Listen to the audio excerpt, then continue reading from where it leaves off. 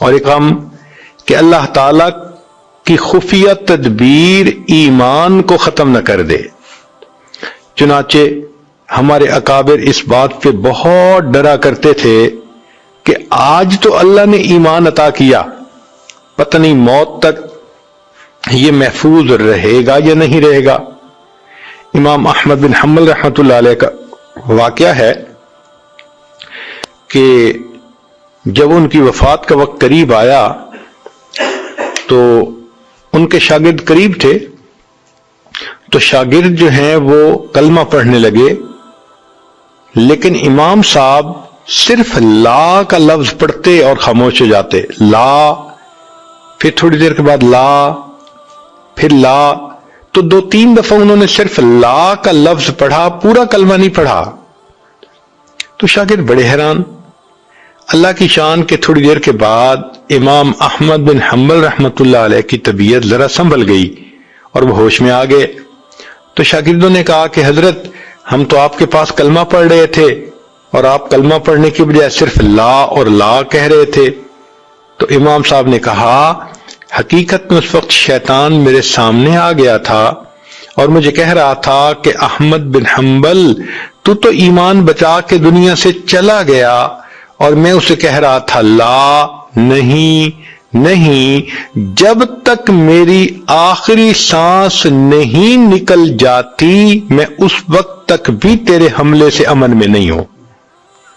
تو ہمارے اکابر تو آخری لمحے تک غمزدہ رہتے تھے کہ کہیں کوئی ایسی غلطی نہ ہو کہ کہیں ایمان ضائع نہ ہو جائے۔ اور واقعی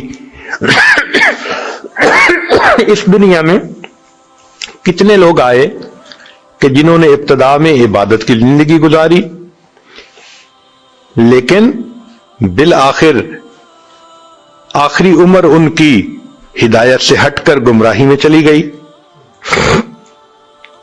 سفیان ثوری رحمت اللہ علیہ ایک مرتبہ بیٹھے ہوئے رو رہے تھے، تو کسی نے کہا کہ حضرت کوئی گناہ سرزد ہو گیا؟ تو ان کے سامنے گندم کا دانہ پڑا تھا، انہوں نے گندم کا دانہ اٹھا کر دکھایا اور فرمایا کہ میں نے اپنی زندگی میں اپنے رب کی اتنی بھی نافرمانی نہیں کی جتنا یہ گندم کا دانہ ہے۔ اس نے کہا اگر اتنی بھی نافرمانی نہیں کی تو پھر روتے کیوں ہیں؟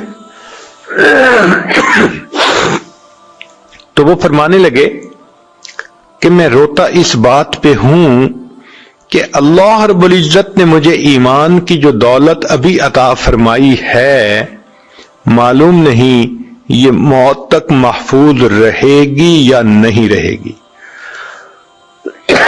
ذرا غور کیجئے کہ یہ حضرات اپنے آخری وقت پر موت کے معاملے میں کس قدر غمزدہ رہتے تھے کہ کہیں آخری وقت میں ایمان سے ہم محروم نہ ہو جائیں۔ اور قرآن مجید کی ایک آیت بھی ہے، اللہ فرماتے ہیں سَنَسْتَدْرِجُهُم مِّنْ حَيْثُ لَا يَعْلَمُونَ، ہم ان کو درجہ بدرجہ اتاریں گے۔ کتنے لوگ ہوتے ہیں نیکی پہ ہوتے ہیں، ایک سنت چھوٹی، پھر دوسری چھوٹی، کبھی تہجد چھوٹی، کبھی تکبیر اولیٰ چھوٹی، ایک ایک عمل زندگی سے نکلتے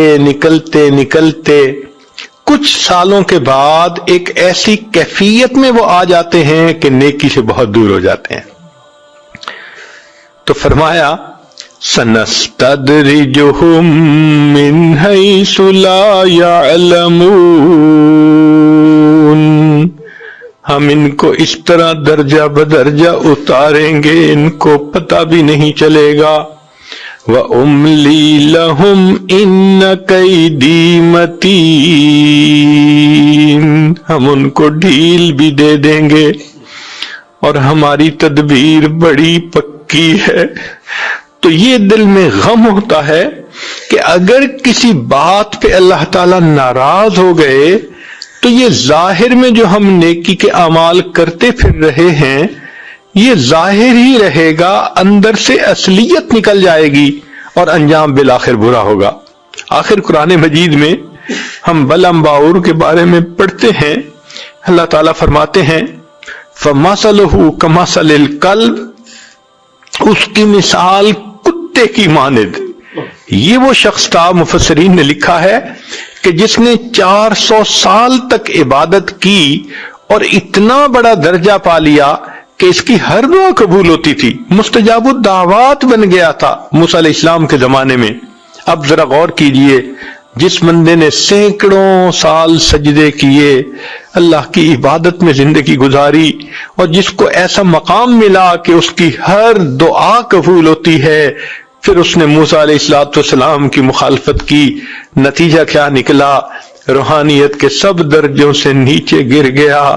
اللہ فرماتے ہیں فَمَثَلُهُ كَمَثَلِ الْكَلْبِ، اس کی مثال کتے کی مانند ہے۔ جب یہ کتے کا لفظ پڑھتے ہیں تو دل ڈرتا ہے کہ اللہ، وہ بھی تو آخر انسان تھا، اتنے 100 سال کی عبادت کے باوجود آپ نے اس کو کتا فرما دیا۔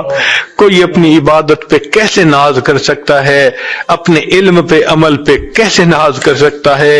اس لیے ہمیں چاہیے کہ ہم اللہ رب العزت سے ڈرتے رہیں، عجب نہ آئے، تکبر نہ آئے، میں نہ آئے، انسان اپنے آپ کو دوسروں سے بہتر اور برتر نہ سمجھے، بس یہی سمجھے اللہ میں کمزور بندہ ہوں، آپ مجھے عمل کی توفیق عطا فرماتے ہیں، اب ان عملوں کی حفاظت کی بھی توفیق دے دیجئے، اور اللہ جب دنیا سے جانے کا وقت آئے تو ہمارے ایمان کی بھی حفاظت فرما دیجئے۔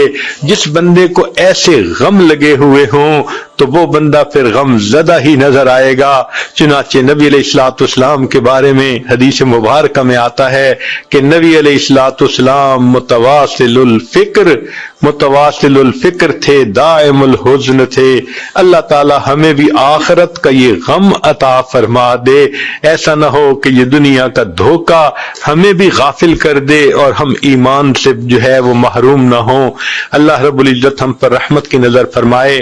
جو بچیاں قرآن مجید حدیث مبارکہ پڑھنے کے لیے آئی ہیں، یہ اللہ رب العزت کی مقبول بندیاں ہیں، اللہ نے ان کو چنا ہے اپنے دین کے لیے۔ اب ان کو چاہیے کہ یہ اور زیادہ دین کی محنت کے لیے اور دین کو مقصد زندگی بنانے کے لیے اللہ سے دعائیں مانگتی رہیں، کرتی بھی رہیں اور ڈرتی بھی رہیں۔ جو انسان عمل بھی کرتا ہے پھر اللہ سے ڈرتا بھی ہے، اللہ اس کے ایمان کی حفاظت فرماتے ہیں۔ رب کریم اس جامعہ کو یا اس ادارے کو دن دگنی رات چوگنی ترقی نصیب فرمائے۔ جو پڑھنے والی بچیاں ہیں اللہ ان کو اپنی مقبول بندیوں میں شامل فرمائے، اور اللہ تعالیٰ ان بچیوں کے گھروں میں، والدین کی زندگیوں میں نیکی دینداری کی زندگی نصیب فرمائے۔ وآخر دعوانا ان الحمد للہ رب العالمین۔